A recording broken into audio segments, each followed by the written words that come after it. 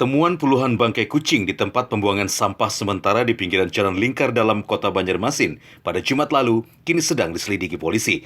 Setelah Selasa malam, tim Buser Polresta Banjarmasin berhasil menangkap JS 21 tahun, tersangka pelaku pembuang bangkai kucing. Dari hasil pemeriksaan polisi, bangkai kucing ini bukan sengaja dibunuh seperti dugaan sebelumnya. Bukan pelaku pembunuhan, jadi pet shop yang mempunyai kucing, itu ada kucing yang sakit-sakit, artinya mati.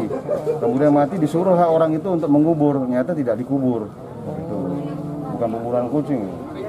Jadi saat ini gimana dan untuk masih diperiksa statusnya. Jadi bukan pembunuhan kucing. untuk pemilik pet shop di kawasan mana?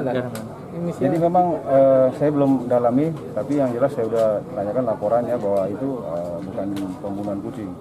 Polisi masih memeriksa pemilik salah satu pet shop Banjarmasin yang diduga sebagai penampung kucing-kucing jenis lokal dan campuran sebelum ditemukan mati.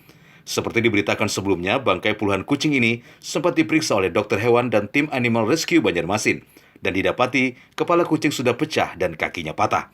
Dari Banjarmasin, Satyanaka, Kalsel 1net.